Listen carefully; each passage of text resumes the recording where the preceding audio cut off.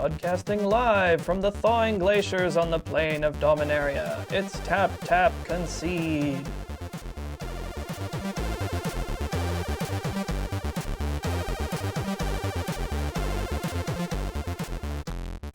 Woo! There's not a lot of us here today. No. There's me, Alex. And me, Cameron. But Everyone else is dead. We're- They've all gone away.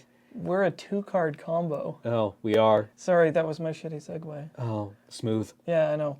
We're going to talk about... well- yeah, that's exactly what we're Yeah. going to talk about today is combo. But first, we have this box of value. Yeah, so let's roll the die. Yeah. And it is a 16. 16. All right. Count us in, Alex. 1, Let's crack 2, some packs. 3, 4, 5, 6, 7, 8, 9, 10, 11, 12, 13, 14, 15. Dragons of Tarkir. Ooh, some good cards in this set. Who's it from? This is from Brent from Con Bravo. Thanks, Oh. Brent. Yeah, much appreciated. What do we got? So, Here, I'll... yeah, first up, Code with Venom. This was we did a video with this. Yeah. Put on your coat. On your code, it's a combat trick. 1 black, instant target creature. Creaky creature. Creature gets +1/+2 and death touch until end of turn. Save something, remove it. Sounds good. Yeah. Colligan Stormsinger. This guy was, like, okay. I never played draft for this set, but I remember seems this pretty card being a cool. controversial pick. Really? Yeah. I mean, like, it's okay on turn 1, and then on subsequent turns, it's a, like, morph creature yeah. that becomes a 2/2. Yeah, it's Right, it's 1 red for a 1/1 with haste, so Yeah. Like, Raging Goblin. yeah, but it can give something else haste when it flips when, up. when you megamorph it, Yeah. ooh, make it like a 2/2. it megamorphs for 1, it's fine. Yeah. Student of Ojutai, which was... That's a cool portrait. It is. It is. It's, this is, what's his ass? Is this an invitational card? No. It's a character from the set. It is, okay. Shu-Yun? not Tasker, not Shu-Yun. It is, what's his name? He was Jeskai in the Dragon's timeline, and he was Sultai in the Khan's timeline. Starts with a T. Sorry, It doesn't matter. That Now guy. I've totally forgotten it. 3 and a white for a 2/4 human monk. Whenever you cast a non-creature spell, you gain 2 life. Yeah. I mean, it's a 2/4. Yeah. You pick those in draft, right? Yeah. It blocks the morph creatures. Ooh, yeah, blocks morph all day. Actually, it kills morph. Yeah. Shambling Goblin. Ugly. Which This is a functional reprint of another card with a very similar name. Festering Goblin? That's the one. Yeah. It's exactly the same thing. I think it's exactly the same thing. Yeah. But, like, this guy was really good in the Exploit deck. The Exploit deck was something that was near and dear to my heart. So Exploit was a keyword mechanic for Silumgar Brood, which is when this creature enters the battlefield, you may sacrifice a creature you control and get an effect. Yeah, and then you get an extra effect if the creature dies. Like this one, 1 black for a 1/1 zombie goblin. Those are good subtypes. Yeah.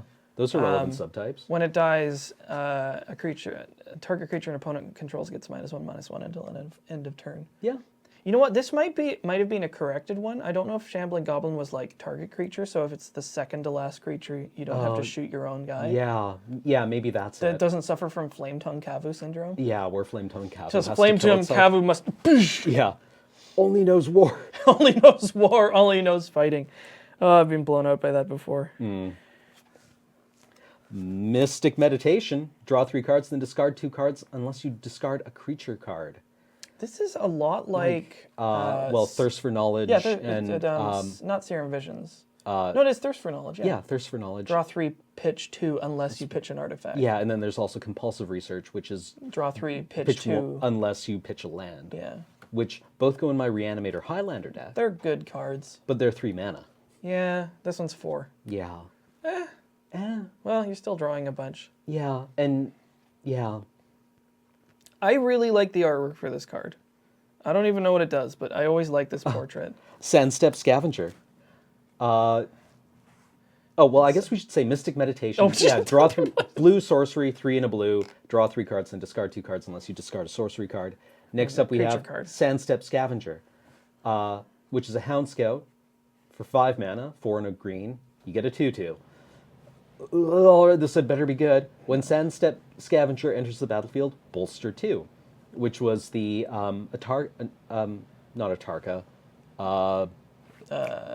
green, white, Dragon Lord. Dramoka. Yeah, Dramoka. Dramoka Brood keyword ability, which is choose a creature with the least toughness among creatures you control and put 2/1/1 counters on it. So it was actually like a dragging this surprisingly leg. resilient ability because your opponent couldn't remove a creature in response because it would just like choose the next one. It's also Right, it didn't target at all. It's also a very simple mechanic. Yeah. There was one that was similar to it that wasn't as good, wasn't it? It was like Reinforce? No, it was the one from Oath. yeah. Oath of the Gatewatch, which was like when this enters the battlefield, distribute 1/1 counters. Distribute, N 1/1 counters among creatures you control. Yeah, no, that's a cool keyword mechanic. I just love the dragon leg.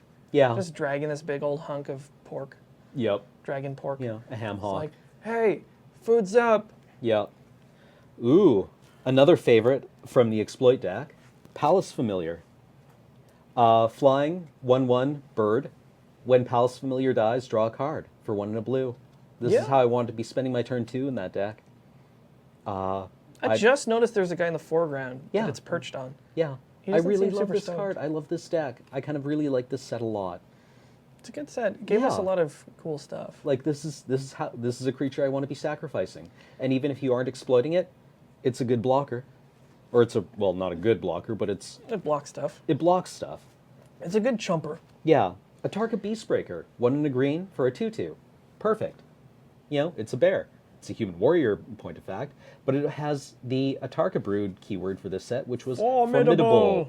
For 4 and a green, Atarka Beastbreaker gets +4/+4 until end of turn. Activate this ability only if creatures you control You got it. have total power 8 or greater. So it's one win of more? these for this set, right? Yeah. Like you have a couple of creatures out. This guy's ability is live. Then it becomes basically like the they've been printing a lot of these in limited environments. They're fine. They're good on 2. They're decent late game. Silumgar Butcher. Silumgar Butcher. I For like- 4 and a black, you Zombie. get a 3/3 zombie djinn with exploit. When Silumgar Butcher exploits a creature, target creature gets -3/-3 until end of turn. Yeah. So this is kind of like, what was the one from Scars of Mirrodin? Grasp of Darkness? No. It was like a zombie. Oh, God. Flesh. We're gonna do it. No, it's not flesh. Skin- Skin render. Skin Render? Maybe. Yeah.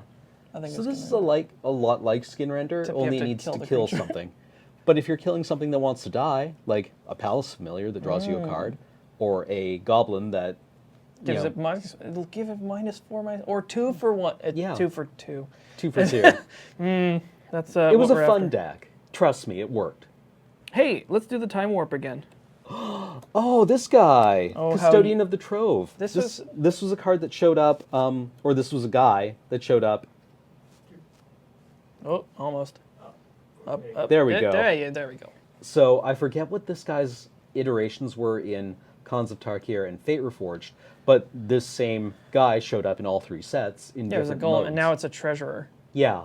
So Custodian of the Trove is a 3-drop artifact creature with his power toughness 2/5. Ooh! Defender. Oh! Custodian of the Trove enters the battlefield tapped. Oh. That's... Yeah, it's about right for 3 mana Yeah, common. that's... Yeah, I mean, like, It's unexciting. It blocks. everything Yeah, forever. So yeah. that's... It kills morph creatures. Your opponent's just, like, grown. Yeah. I'm never getting in with an X2 ever again. Yep. I All like right. this card. I wanted to play Yeah. this in a, like, black-red hard control list. Yeah. I never got around to it, but... So, like, yeah, this seems like a good kind of limited solution for these kinds of cards. We're talking about Kolaghan Monument here, which is a artifact for 3 mana. You tap to add black or red to your mana pool. Okay, it's a mana rock. It's kind of slow. You can tap at the turn you cast it. Yeah, you can tap at the turn you cast it, which is, like where Wizard seems to be with these cards right now. It's either like 3 mana, and you can use the turn it comes in, or it's 2 mana and it enters tap. Yeah. But it has a second ability for 4 generic, black-red, so 6 mana. Kolaghan Monument becomes a 4/4 black and red dragon artifact creature with flying until end of turn. Seems pretty all right in the late game. You just Yeah. sometimes you just need a dragon that doesn't go down to sorcery removal. Yeah, yeah. So this lives through your own wrath effects. It doesn't die to sorcery removal. Yeah, Cracks in for 4. It's got evasion. and it has It costs 1 million mana to activate, but hey, Yeah, when you're in turn 15, you're like, sweet, I'm riding this dragon to the end of the game. Yeah, exactly. Sometimes you've got your opponent on lock, and a 4/4 flyer that dodges their removal is exactly what you need. Yep. Sight of the Scale Lords. What is Give- that? All right. For 4 and a green, you get an enchantment. At the beginning of combat on your turn, creatures you control with toughness 4 or greater get +2/+2 and gain vigilance until end of turn. Yeah. Yeah. I mean, okay. I mean, like, was toughness 4 a magic number in this set? The dragons had toughness 4. Oh, okay. So they become like this seems like a win more card. Oh, man. Okay, so you animate your monument before combat. It gets the pump, and then you crack with a 6. Yeah, and then you can tap it for mana. Because it's vigilant. Whoa! The blowout, was there a 1 mana spell that's any good? No, probably No. not. Just jump him out. Yeah. Just cast shock It's or cute. something. I don't remember this being hugely effective, except in games where I was already losing. Yeah, that's Like, it means your dragons eat their dragons. Another one of these, Dramoka Monument. Same thing as the Kolaghan Monument, in fact only exactly in green the same and white. thing. Yeah, it's the exact same card with the exact same abilities. Was the whole cycle the same stats? Yep, same stats, same abilities, Okay, so same yeah, costs. again 3 for it taps for green white, and then for 4 green white it becomes a 4/4 flyer. Yep. It's a statue, only not. Well, that brings us to our rare. Haven of the Spirit Dragon. No kidding. Okay. Sorry? Just down onto the What? down onto the arm of the chair. There we closer go. to There the- we go. So this was actually very relevant in the Esper control, dragon control deck. Oh yeah. Yeah, this was the one you wanted. Again, this was one of the cards that had shown up in, or that had an iteration in each of the 3 sets. I've not read this, I just realized. Yeah. So it had been Tomb of the Spirit Dragon before, and also, Haven of the Spirit. So, okay, so Yeah. it taps for 1 colorless, or 1 mana of any color, but you can only cast a dragon with it. seems fine. Or for 2 and tap, sacrifice it, return target dragon creature or Ugin Planeswalker card. Yep. Isn't there only 1 of those? Yeah. They printed a land that's just like, regrow target Ugin. Yeah. No, it was relevant. That's really It was funny. definitely relevant. Like, you finally get rid of Ugin, and they're like, Nuh-uh. And you're like, Haven, don't. and it's non-interactable, Ugh. right? You can't, it's a land, right? There's no stifle in standard. Wouldn't that be a thing? Yeah, no LD in standard. Whoa. So, yeah. No, this... Actually, this, stifle and standard would just be like madness. Nuh-uh. Just throw in the garbage. I still, like, I think the best Madness Goozler, no, the worst Madness Goozler is definitely, like, processing it with Eldrazi. Ugh. Where you're just like, haha, I destroyed your Madness card, and you're like, your opponent's like, I'm playing Madness, so I guess I kind of deserve to not win games. Well, this was Yeah, a pack. no. And we got a dragon token, Yeah, so that's a thing. I don't know if that's going to show up. Probably No. not. But alas. Yeah, no, Haven of the Spirit Dragon was a real card. It was good. all right. I mean, whether the deck was good or not was, I think, up for debate. It was a solid performer, Well, but it wasn't one of the strongest control decks Standard has ever no, seen. just play blue white skies. Yeah. Can't lose. So what we're going to talk about is another archetype Combo. that is common. Yeah, but we want to actually talk a bit about first principles with combo and what combo actually means and what the critical threshold is for when you're playing combo. Because recently at Highlander, one of our council members, Ben Wheeler, crunched like a whole bunch of numbers about what decks have been winning and how decks have been performing and Yeah, what 'cause pointed our- cards have been turning up and what the color distribution was. And his conclusion was that our meta is actually quite healthy. Yeah, it was right? like we get player nights where it's like 36 players, 32 archetypes. Yeah. Yeah, Which is it's insanely healthy. Yeah, it's insanely diverse. That's hugely and healthy. the color distribution was like, Almost exactly even. Yeah. Like I think it was skewed a little bit towards red and blue. okay, do you want to move Sorry, you're just rubbing on your mic. it? Okay. Can I start again?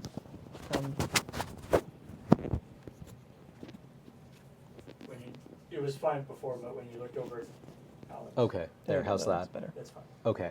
Uh, So do we need to start over? No, it's fine. Okay, we can just cut this. All right.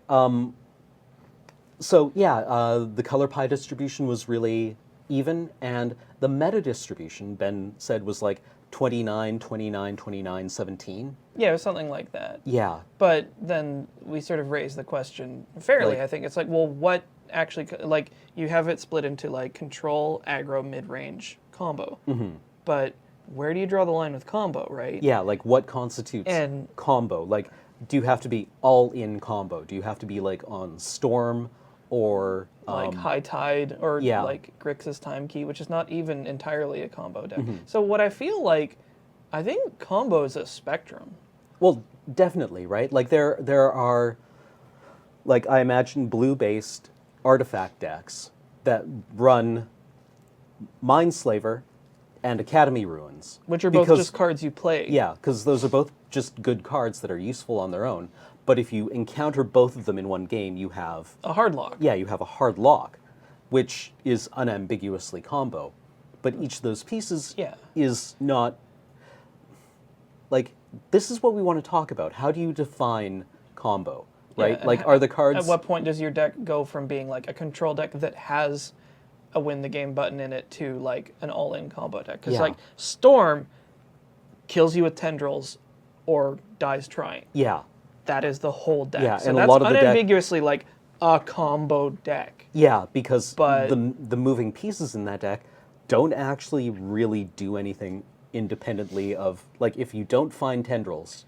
Yeah. Well, or you- like or if you don't count to 10, right? By the time you found tendrils, there you was don't win. a time where people were playing Extract, Mm-hmm. and they would just hit tendrils and it's like scoop. Yeah, Because you cannot win Mm-hmm. without tendrils. yeah. A lot of the decks would not even play Like Empty the Warrens. Right, Just couldn't get there. right, Wouldn't happen. right.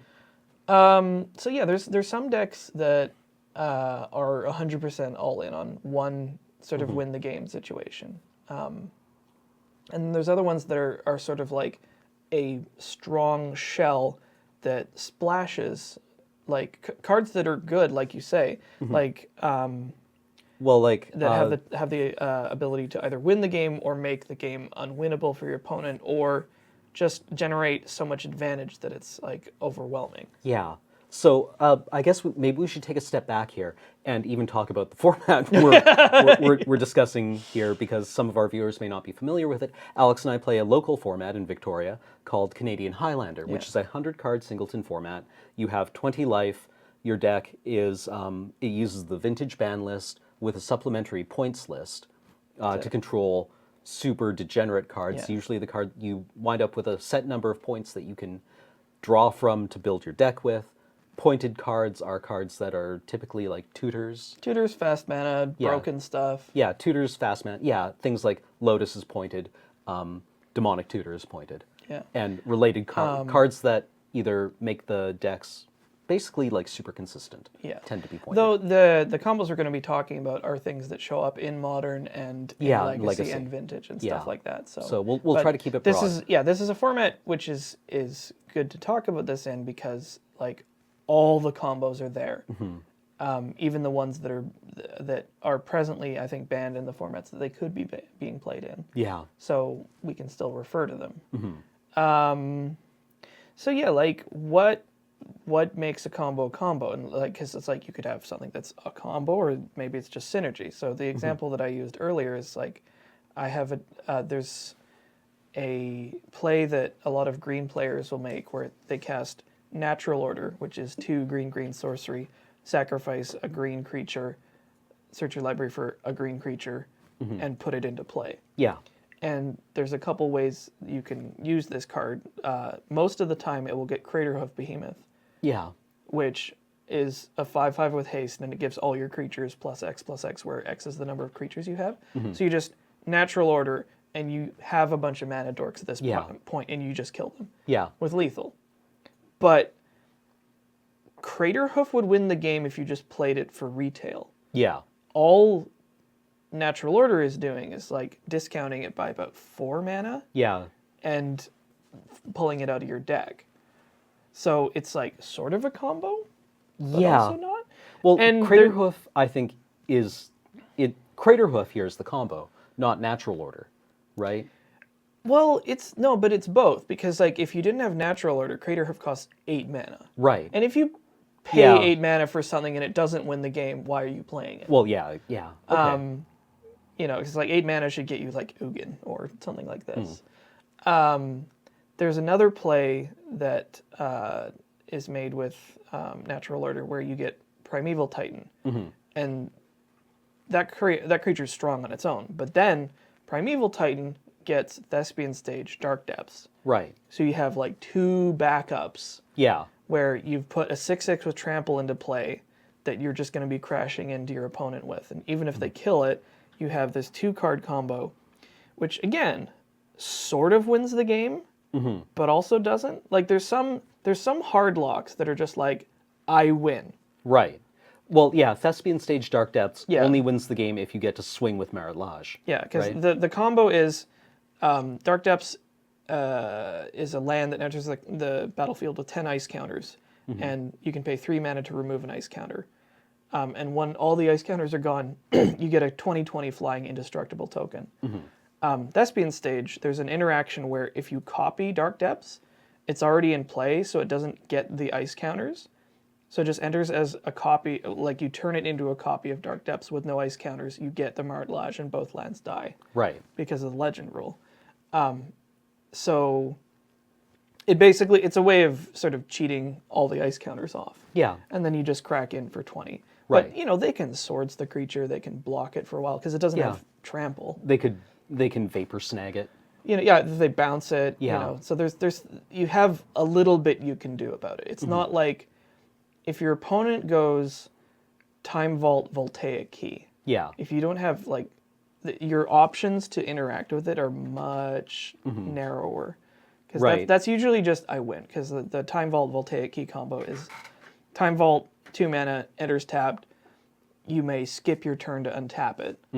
Tap it, take another turn. Right. Voltaic Key is an artifact that untaps artifacts. Yeah. So you just take infinite turns, and your opponent, you won't even play it out. It's just like your opponent is never taking a turn again. Yeah. You could kill them with a 1/1. Do you think we should also just... I guess we will need to say this because somebody in the comments will bring it up otherwise. But when we say infinite, we mean undefined, or however Wizards currently defines it in their judge forums. Yeah. Where it's not infinite because you can't have infinite because infinity is a mathematical construct that doesn't exist. They finally put their foot down about that. Like you can't just say I make infinite guys. Yeah, you have to take some kind of defined number, right? So Yeah. I remember looking at Ben Wheeler's life sheet once, and he just had 1000 trill written down, right, as his life total. Yeah. Because there's situations like Kiki Jiki Pestermite. You have to say how many copies you make. Yeah, because it's also relevant in case I assume you get Rakdos charmed. Yeah, that's Right. a pretty sick blowout. The combo there, this is actually a combo with a bunch of redundant pieces, more than I thought. Right. Because the effect is you get a creature that untaps stuff when it enters play, and then an effect that makes a copy of that creature. Yeah, that taps to make an when effect. you combine the two, they interact in such a way that you make infinite copies with, as many as you want with haste, and then you just crash for lethal. That one kind of wins the game on the spot. It's a little easier to interact with because most of the creatures have 2 or 3 or 4 toughness. Well, yeah, and then you can get, you get Deceiver Exarch that has 4 toughness, right? And then that deck usually plays ways to protect its combo. Yeah, exactly. Like you don't go all in on the combo until you've got a way to protect Like it. frickin' Spellskite. Yeah, Do you know how many things that card can swerve? Like pump spells? Yeah. It's oh god. Yeah, no. Yeah. It's good. It's good. pretty wild. It's a reason I think actually it might have I don't know what Spellskite is worth right now. I remember like last $50. Yeah. It's really insane. really expensive right now because it's Well, because it's powerful. well, it's powerful and it's this weird effect Mm-hmm. that you can play in any deck. Yeah. Yeah, apparently New Phyrexia had some good cards in it. It had a couple of good cards. Anyway. Okay, so like, yeah, what do we mean when we say combo? It's hard to actually nail it down. Yeah, like because- this is like we were having this conversation this morning, and it started off as like, how do you define a fun deck in the context of Commander, right? Yeah. Because this is something that we had been discussing earlier, and we had a hard time defining fun because different people have fun different ways. Yeah. Right, like if you've ever played Storm, I think this is something we can actually agree on because you assembled Storm at one point a couple of years ago. Did I? Yeah, Probably. you did. And like, you were like, this is actually fun to play, but it doesn't, like it interacts in very limited ways, It's right? weird because It was like having a Rubik's Cube, yeah. right? So like I enjoy playing Storm. yeah, and a lot of people do. And what I was saying is that at this point in my sort of Magic playing career, I have to be sort of cognizant of different interpretations of fun because like if I'm a very mid-rangey kind of like traditional Magic, like play creatures, smash with creatures, play a few spells that do stuff. That's my perfect game where like both opponents are basically on that kind of a deck. We just crash together and have some really good like together games. Not everybody wants to play that way, and I have to be accommodating of that because it's like, sometimes when I go super on tilt, I'll like write out this ban list. There'd be like, this would be the perfect format for me. Because it would like just annihilate any sort of like combo, various other parts of the meta, and leave it very barren for some players. And it's like, if I'm having my fun at their expense, how is that any better than them having fun at my expense? Yeah. I was gonna say, I guess the thing with, we're talking about combo, you're talking about the different deck definitions. You have control or aggro or whatever. If you take, say, mid-range, Yep. what makes a mid-range deck turn into a combo deck? Well, exactly. Yeah, like where's the defining line between aggro and mid-range? Well, these Right? these are actually like questions that are shockingly difficult to answer. well they are because like in Highlander, does Jeskai tempo suddenly become aggro if it plays Monastery Swiftspear? Yeah. Because it has. Yeah. That's an aggro card. Yeah. It's still a mid-range deck. Yeah. Is there like a percentage of, like sometimes it's very clear, other times not. And like even Goblins sometimes plays exactly like a combo deck. Well, yeah, like when you find Goblin Recruiter yeah, and you get build the your stack, that's a That's combo. a combo. It's right? a kind of slow combo, but it does basically win the game. It's that quadrant thing, right? You've got like the 4 or 5 quadrants, and everybody And yeah, has yeah. You have a Yeah. value somewhere in there Yeah. that's dependent on how more So, or less you are. It just in the it just kind of section. it makes it a little bit of a headache applying labels to these different Yeah. decks. Well, like one of Modern's iconic combo decks until it was banned earlier this year was Splinter Twin. Yeah. Right? It Which was pretty all in, wasn't it? Yeah, but it also ran like it was a control deck that also ran like Snapcaster Mage as a threat, and played like Lightning Bolt, and it just kind of controlled the game until it could combo kill you.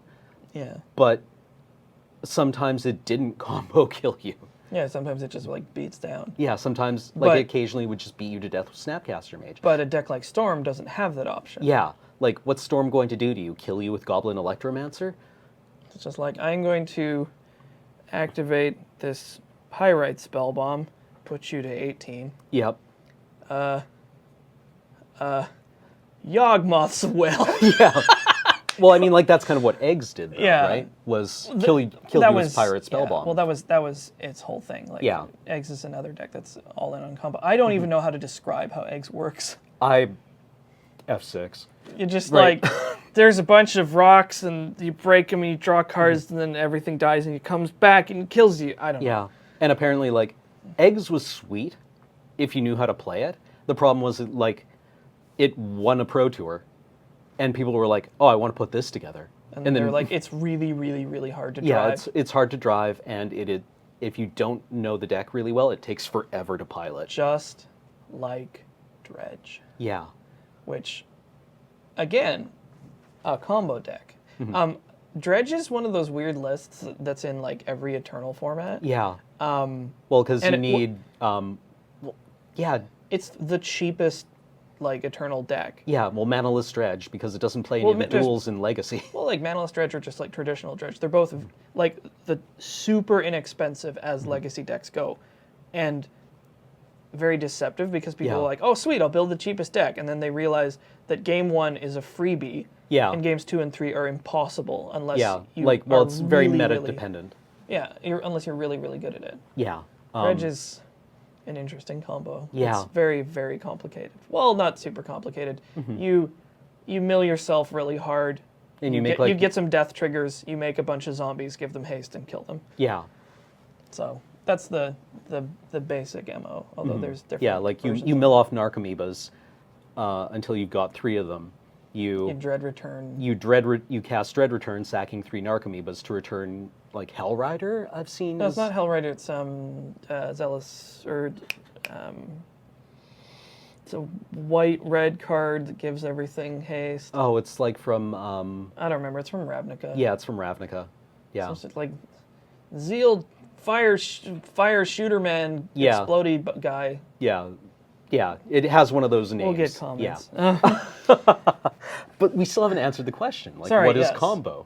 Well, it's Like, where do you draw the line between cards that are synergistic with each other, right? Like Natural Order into Primetime or Natural Yeah. Order into Cradlehoof Behemoth. yeah, because that's kind of a combo, but it's also just like this card's just strong. Yeah.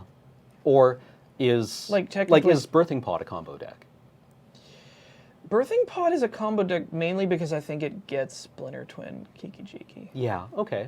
But it's like you could use. Well, that's the weird thing is that like a lot of the enablers are on their own like just good cards, but then you like sort of pair them with these other cards, and then they suddenly become a win the game button. Right. Recurring Nightmare. Yeah, Is it's that very a- strong. but- Yeah. Well, like you were saying, Reanimator. It's like, is that a combo? It's like kind of. Yeah.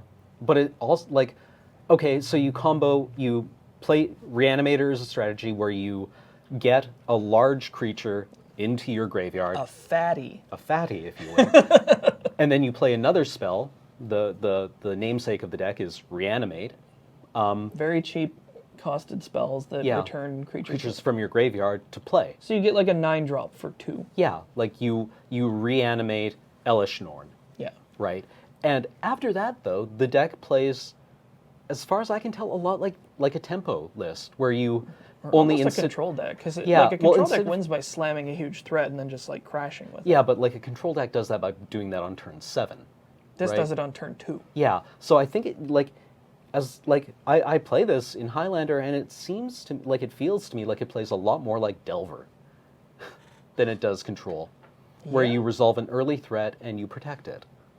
Yeah, so instead of hitting them 7 times with Delver, You hit them twice. twice. Twice with Like- Grizzlebrand. Yeah, So, but yeah, like the interesting thing about these decks is that like they use these interactions to generate a lot of advantage quickly, but even Reanimator doesn't win the game on the spot. no. Some combos will do that, Mm-hmm. but many will not. Like there's a combo that was just unbanned recently, Thopter Thopter Sword. Sword. Yeah. Which absolutely doesn't win the game on the spot, because all it does is having those 2 cards in play means 1 mana, make a 1/1 with flying, gain a life. Yeah. That's it. Yeah. Which is ludicrously powerful. but it doesn't win the game. No. Right? It gives you the ability to generate a huge amount of advantage, but against some matchups that might not matter. Yeah. You know, it's like if it was in Highlander and they're like Thopter Sword, you're like Power Stone Minefield. You're like, shit. What do I do? Yeah, it's like That's not a likely situation. Yeah, but like if it's you're Thopter sorting in Highlander and you make 7 Thopters and gain a bunch of life, and your opponent's like, cool, we're apparently on 7 mana right now, I kill you. Yeah. Right? Although sorry, I'm just remembering, there is another cog to that engine, because it does that to sort of stabilize, and then it plays Time Sieve. Well, yeah. And takes infinite turns. So Yeah. that's the part that wins the game. Once you have all that together, then you are no longer able to sort of interact with it, and then it just like rolls it. Like what are the ones that just like kill you? There's Well, Storm is the kind of like iconic one. Storm's the iconic one because it just one shots you. Kiki-Jiki Pestermite can kill you. Time Vault. Yeah, Time Doesn't Key. well, doesn't win the game on the spot technically, but it means you aren't ever doing anything. You're never again. getting. It's like so. You have no you way to mentioned- not lose. Yeah, Mindslaver, Academy Ruins, Rest in Peace, Helm of Obedience. Yep. Is another one that just exiles your opponent's library. Painter Stone. Yeah, same thing. Yeah. Painter Stone mills them, but Yeah. these two effects are just like you wipe out their library, you pass, they lose on their draw step. Yeah. So those are just like one shot your opponent, which is different Like- from like the ones that I described. Where if I'm like Natural Order Prime Time, they're like Doomblade. Okay, I'll make a Marit Lodge, like Swords to Plowshares. Well, looks like I'm not winning this one anymore. Yeah. Like these do not give you a chance. Yeah. Though I mean, only as far as like if they get the pieces in play. Yeah. Because otherwise, Rest in Peace doesn't. It's useful. Like there Right. are ways you can interact with this, but like I feel as though the most effective combos make those options the narrowest, Yeah. right? Like and have the most ability to protect them. Because like the best combos in Magic are like 2-card, Yeah. because it's like I have these 2 things in play, and then I activate them. Yeah.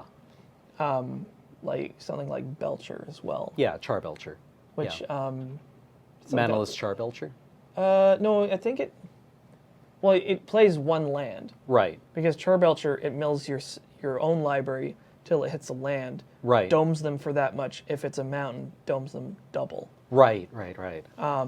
So it just plays a whole bunch of free mana rocks to play and activate Charbelcher on like turn 1 or 2. So that sort of avoids your opponent being able to interact with you just by being so fast that there's nothing you can do about it. This is the reason Force of Will is an important card in Legacy and Vintage. Yeah. Even Days. Yeah. Right. Because like as much as you may hate getting your shit countered, it's an important safeguard to keep you from getting ruined even harder. Yeah. Yeah. It keeps combo from taking over the meta. Which would be a real bad situation for everybody. Sometimes you just got to counter something for free. Yep. Well, not actually for free, for card disadvantage. But it's a hell of a lot better than losing the game on the spot. Yeah. So And it brings up the age-old question: do you counter the tutor or the fast mana? play more threats, crack. Yeah. You counter the tutor, right? I don't know. You always counter the tutor. I don't right? know. What do I do? I'm gonna die to this bullshit. So we've been going in circles talking about a lot of different combo decks, and it's just like, I don't know. I guess it's difficult to say. Maybe it's But I think this discussion is actually quite interesting on its own, even apart from any conclusions we draw, because we do throw around a lot of like terms as Magic players that are nebulously defined. Yeah. Right? Like control. What is a control deck? Like, I mean, if you look At what point do you go from being mid-range to control, Yeah. and vice versa? yeah, like if you look at Miracles in Legacy, Yeah. that's an absolute nuts and bolts control deck, right? It controls what it draws, it prevents your opponent from playing things, and if they do resolve a threat, it gets rid of them until Maybe it can. it's the kind of musical accompaniment you get when you play it. Like if you're on Miracles, it's like a tuba.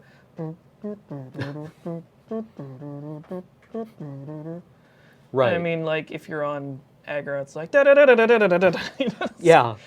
You know, you go nuts. Like, these are very blurry definitions, Yeah. right? And I like Paul's quadrant thing, where you can look at... You just pick a spot that's sometimes in a lot of different ones along But different the axes. question about, like, Jeskai midrange, it plays Monastery Swiftspear. Yeah, it can go. It actually, like, it's a mid-range deck by definition. It can go aggro, or it can play a dragon and control you out, Yeah. or it plays a combo.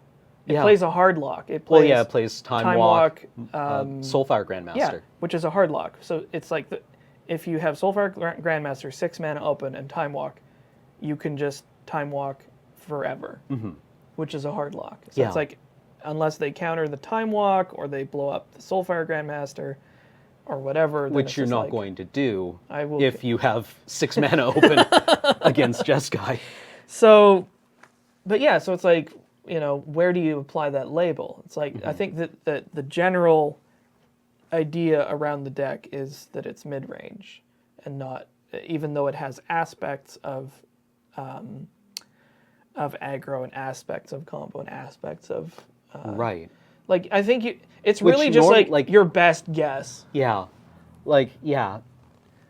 Though that makes What it, is mid-range? Like, is Bloodbraid Elf kind of the iconic mid-range card? it's also an aggro card, Yeah. right? Right. I mean, aggro plays 4-drops, like Hellrider's, you know, an aggro card. I don't think there's many 5-drops that are, you know, like, part of it's mana curve, but also, like, that can be misleading, because it's like, Tassiger costs 1 mana, or maybe he costs 6. Yeah. Which is it? Well, yeah. But yeah, Because, I don't know, aggro feels to me like it's, you have 3 threats turn 2, and you're crashing for 8. Yeah. And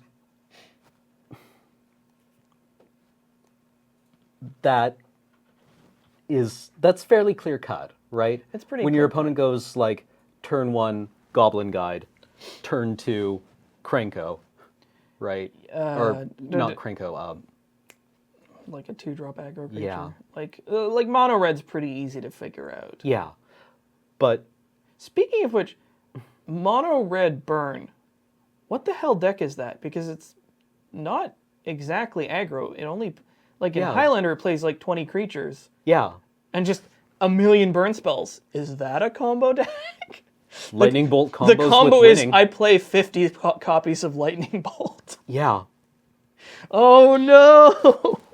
Yeah, burn Mono is a red's, very odd you know what? creature. Here's the meta, and then there's mono red Yeah. out here, just like sup. Yeah, you have the rock of, like, you know, creature-based mid-range. You have paper of control, and then you have scissors of combo. Then you have mono-red burn as mushroom. Or like stick of dynamite. Yeah, Where it's like if you stamp out the fuse enough, it's, or you just like survive the blast. and, like, actually, no, rock, paper, scissors. I've got those in the wrong order. What do you think about like for me, combo is always like how much damage does a surgical extraction do to the deck? Ooh, actually, that's interesting. Yeah, right? actually- like Or you know yeah, that like equivalent. of if you card. extirpate a combo, like, yeah, if you surgical extraction your opponent, do they lose on the spot? Is that the critical threshold I for guess combo? yeah, it's like if how vulnerable to hate it is Mm-hmm. maybe a pretty good barometer. Like we said, with like Storm being like the most unambiguously sort of combo deck. It's like where it's like if you knock out Tendrils, it's over. Yeah. Whereas if you know in my deck, if you knocked out Natural Lord, I'd be like, Yeah. oh well, Yeah. No, I'll that just I'll sucks. just pay retail for prime time. Yeah. You know, or just like kill you with other creatures. I guess yeah, and like that's again a spectrum. You know, there's some decks that's like you take out their combo, they're like, okay, well we're on plan B now, which is maybe you know killing you with the creatures that they were going to go off with Right. or something else. But yeah, like some combo decks, if like you knock out that critical component, then they're just dead in the water. Like I think in Legacy, if you get their Grindstone, they have a bunch of 1/3s. Like, I'm gonna kill you with this scarecrow in 20 turns. I wish I had left your grindstone alive. Yeah. Sometimes they'll activate grindstone just to like mill themselves and get to more spells. It's weird. Huh. The lines in combo are very, very complex. And Yeah. I Well, guess, like the joke we always used to have was that, like, combo player hunch. yeah, you get the You know, combo hunch where you're just like, because and, you're like, just like about your thinking lines. super hard. Yeah, and you're like bent over. And Yeah. you don't know what your Brett opponent's doing. Frankson was big into the storm hunch. Yeah. He had a completely foiled out legacy storm deck. It was very pretty, I can imagine. very scary. Yeah. Wow. It was like it had a little bit of flex from all the shuffling and all the plays and all the practice. It was like, Huh. this is pretty cool, actually. Yeah. That's pretty. So I mean, yeah, it's one of those weird aspects of Magic because it's like where people are always going to try and sort of push the envelope of what's possible with like any Yeah. system. But like, do these archetypes, these deck archetypes, help to clarify deck building at all? Are they useful?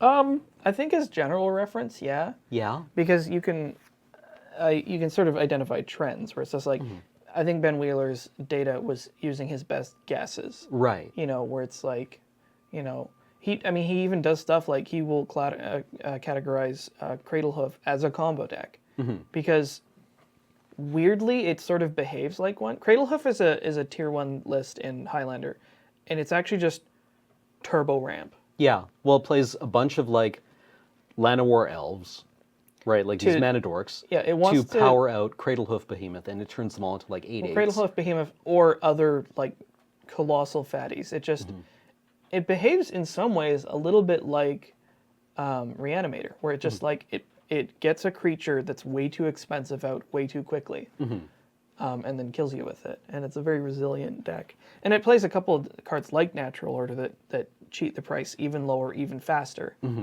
But sometimes it's just like elf, you know, mana rock, huge creature you can't kill. Right. Or if you kill it, here's another huge creature. Right. And another huge creature. And you it know? attritions you out. Yeah. So, but you know, he calls that a combo deck. You could call it a ramp deck. You could call it sort of aggro, because like if the big creature plan doesn't work out, it turns into elf aggro. Yeah. It's like it's weird. Yeah, it's I very guess- weird. Or the characteristics of a tier 1 deck, right? That they Has a plan B, actually, C, D, E, F. Yeah. Excuse me. So yeah, like it's an interesting aspect of this game, and whether you like it or not, it's something that you are going to have to deal with. Yeah. You may have a little more control over that in like a casual play group, but like just be aware that I kind of hate combo a lot of it, but I've played a little bit of it before, and you know there isn't a fun to it, and like Magic is a game for everybody, and sometimes those everybody's are people who play in styles and with archetypes that you don't especially care for. Yeah. But the game's also for them. Yeah. And especially in a competitive setting, it's like it's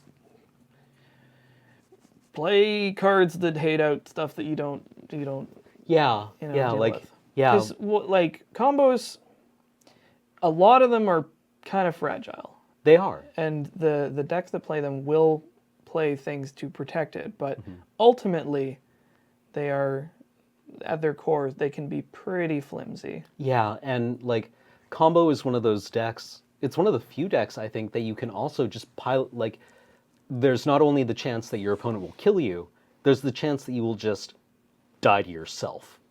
Yeah, sometimes like best laid plans will just brick. Like Yeah, like you. High Tide and Storm are perfect examples. Like it's pretty hard to brick on like Time Key or Yeah. But like, yeah, High Tide and Storm, you can actually, hit a wall. yeah, you can just not get there, right? And I then think you I've lose. seen it before. Yeah. And I mean, unfortunately, you have to like make them play it out to make sure Yeah. that they you know, because a lot of times they're just like, I have the kill, or they'll just like, they have enough cards and gas that if you have no interaction with them, it's just like, it's over. Yeah. But other times it's like, well, you've put me in the back leg, I'm at 4 life, and I have a bunch of lands I need to fetch. Let's see if we can make this work. Yeah. And sometimes it doesn't. Like, I think, like, I play Storm in Modern, and Storm in Modern has been a tier 2 deck tops for about 4 years now. No, But because they I've took away killed- all your... Well, yeah, they banned Seething Song, Ooh, that's gotta hurt. right? And yeah, and they banned Ponder and Preordain, and that's Yeah. fair, right? But I killed Jeremy White once on turn 2 because I was like, I have to storm out to like, and this should give you an idea of the era in which I was playing this. I had to storm out to kill turn 1 Planeswalker Elf, Return to Ravnica. A Planeswalker elf? The turn 1 Planeswalker, 1 mana Planeswalker. What's these? The mana dork that also blows things out of your graveyard, and Oh, Deathrite Shaman. Deathrite I was like, Shaman. what in the hell are you talking about? Deathrite Shaman. He's got That 3 guy. abilities. He costs 1 mana. Yeah, He's a Planeswalker. he has like 4 abilities. More like 5. Yeah. He had like Deathrite Shaman and like a Goyf out. And I'm like, whatever, I just need to storm. Like, I can hit 4 this turn, right? To just get these threats out of the way. And I wound up getting to 20. I was like, oh shit, okay. Da-da-da-da-da-da. Man, sorry, Deathrite Shaman is a... So like you can also fall ass backwards into You winning. can fall ass backwards. And all the reverse is also true, because like Deathrite Shaman's a perfect example of a card that's just super good and accidentally hates out a lot of combos. Yeah. Like that and Scavenging Ooze. Like, Yeah. It's like, They- oh, blow away your Past in Flames or your Yawgmoth's Will. yeah, or you know, your Bridge from Below. Yeah. It's Wah, wah. wah, wah. You know, it's just like, if you find yourself really getting totaled by combo, you may need to have a long, hard look at what decks you're playing and, you know, play something different that's in the meta that will end up like curb stomping combo. Because like there's some matchups that they really cannot deal with. I hear, you know, just like, I'm trying to think what's good. I think the last time I played combo, I played a guy Yeah. at, oh, well, yeah, It's actually Red Blast usually, but yeah, Reb. that's a good one. Red. At Rebs and GP, Bebs. GP Vancouver or GP Calgary, I played just like a casual side match, and I combo killed somebody out in Modern who had 2 core Firewalkers in play. Oh, that's yeah. I was like, yeah. I had to get to like 60. Right. That's pretty funny. Oh man, so many red spells. It's just like, no, I will storm harder than you can hate me out of the meta. Yeah. I hear Gaddock Teague is a pretty good card. Oh, yeah. That More like Gathog's skill. man, I've seen Jeremy White supremely unhappy about that card being played against him. Looking at this grip of like planeswalkers and wrath spells and stuff, just be like, Yeah, I don't know. It kind of sucks to be like, all right, I've got this line. I can get there. I think I've run the numbers on my deck. I know what I'm likely to draw and how many cards I need to draw to hit. Oh, Thalia. yeah. It's weird because like there's so many effects in Magic that make your opponent not able to play the game in different Yeah. ways. And everybody likes being on the dishing out end. Yeah. Nobody likes being on the receiving end. No, yeah, and I mean, it's And- part of the game, right? But it's weird because like it's almost like this back and forth thing where it's just like, I'm gonna make a play that you can't interact with. Okay, well, and I will make a play that makes you not able to make me not interact Yeah. with it by making you not able to interact with me. It's like, oh, I mean, I guess fair is fair. Right. Yeah, know? like, I mean, I was playing in, again, another Modern game, and game 2, my opponent sides out 15 cards and puts in Spirit of the Labyrinth and Aethersworn Canonist and, like, oh, just, like, all these hate cards. And he's like, man, I didn't think I'd get to use all my hate cards today, but I totally did. That was like, sweet. These are the kind of cards I love playing. This is my well, jam. it's a good card on its so own, good. and it also just completely destroys certain strategies. Like Brainstorm? Ha! Put 2 back. Yeah, put 2 back. Well, like when you ether vial this in response to Brainstorm, and they're just like, Oh, I find it kind of funny. I find it kind of sad. Yeah. Oh, man. Oh, feels Batman. Plays in Magic. So we didn't answer any questions. No, but we didn't talked answer about any a whole lot questions. of stuff. Yeah, we'll probably get a lot of comments about, like... Yeah. I mean, like, this is a discussion. I think it's interesting. It is Right? We interesting. take a lot of these terms for granted, and we use them very casually. Yeah, I mean, and like- I'm not sure that they actually have a good definition. And even if they have a good definition, It's I don't know flexible. what the utility is necessarily. I mean, Like, I can definitely see, like, you analyze your meta, right? If you want to ensure that your meta is healthy, right, and ensure that no one strategy is dominating it, Yeah. right?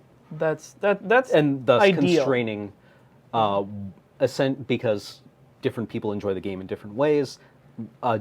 Single dominant strategy means some people just don't want to play a format, Yeah. right? Yeah, well, either people don't want to play a format, or one deck is overpowered in some Yeah. way and can't be like meted against effectively enough. Yeah. And like metas will sort of ebb and flow, or it's just like, oh, this deck is like on a hot tear, and then everybody starts hating it out, and it like goes away for a while. Well, yeah, you get the feeling in your bones that this is the week where you sleeve up Silver Knight, Yeah. right? I'll tell you one thing. Like, this is sort of a discussion that I was kind of having on Twitter. It's like where, what is combo definition really falls down for me, is when I had a lot of people talking about there's like sweet EDH combos that didn't win the game. Oh yeah, That's okay. Sun Fortress. There's a. Oh, I'm so tired of that card. There's a couple of traits that I think I ascribe to combo. And one of them is just like it has to win the game. Yeah, That combo kills your opponent or makes it impossible for them to win. That's a combo.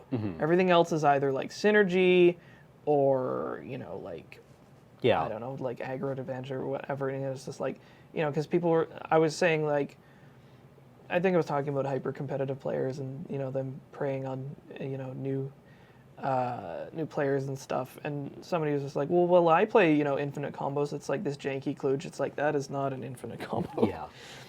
Like, maybe you can infinitely do nothing, but that's not like a combo. Yeah. Like, does it kill your opponent in one turn? Does it kill all your opponents in one turn? Or does it just maybe sort of like Generate wank? advantage. Which is cool Yeah. and fine. Yeah. And you should do that, but it's like, it's not really a combo. It's just Yeah. kind of like, look, it's a super cool thing. Or it's like if your combo has like 7 moving parts, it's also probably not like a real combo. Because it's like I said, the most reliable ones Are the have 2 pieces. Yeah. Because every piece you add beyond that makes it harder to find, harder to stick, harder to resolve. activate. Yeah. It's just like, And it increases the vulnerability and decreases the this might be one of the reasons why Sandra Bullock hasn't won. Sandra Bullock is an archetype in local Highlander. in local Highlander, called so because it's always a bridesmaid. Yeah. It's otherwise known as Pattern Rector, Yeah. which is Pattern of Rebirth and Academy Rector combo. what it wants to do is have a sack outlet and then Academy Rector, which is a creature that when it dies, you go and find an enchantment. Actually, you need sack outlet, Academy Rector, another creature. Right. So that's already not great. But you break Academy Rector to your sack outlet, you get Pattern of Rebirth, put it on the other creature, sack that creature, get Protean Hulk. And then you sacrifice Protean Hulk, get a Hulk trigger, and then you start tutoring for this series of creatures that will bring back Hulk, break it again, get more creatures, and then you assemble creatures that will prevent your opponent from disrupting you while you go off and kill them with like what was the classic one? There's actually like I think the loop is Karmic Guide, Revelark, and then like a creature that drains for one or something. Yeah, well, There's a bunch like of different ways that this combo goes Karmic together. Guide, Revelark, Mirror Entity, It's so complicated. Body Double. Yeah. Right. And it's just like pretty vulnerable to creature removal, but it also activates at instant speed, so they can do it at the end of your turn and all this other. But Yeah. anyway, Like, because Mirror Entity is also a sack outlet because it can debuff all your creatures. yeah. So, Right. Like, Anywho, it's there's a lot of weird combos and sort of combos and really not actually at all combos. It's like, just wait. Man, the worst is when I see people's brews and it's a combo where they've violently misunderstood how a card works. Oh. Like, I saw one where they thought that it worked like Protean Hulk, where it's like, okay, find, any number of cards with power 9. So, so I get 9 power worth of creatures. It's like, no. Find some 9 drops. Yeah. It does nothing. Yeah, they have to have 9 power. Sorry, guy. Yeah. It's like, I mean, you should make those mistakes to figure it out, but... Anyway, yeah, we hope that this maybe helps clarify. Or just gives you like a headache to grind through. Yeah, or makes you have opinions on things. Yep. Or maybe try it out. Sometimes, there's little combos that you can just splash into your decks. They're not a big deal. Like, I play a lot of sort of mid-rangey, like, Abzan-style decks, and if you put in Archangel of Thune, which is a very good card, and Spike Feeder, it's a pretty okay card. Put those together, you gain infinite life. Yeah.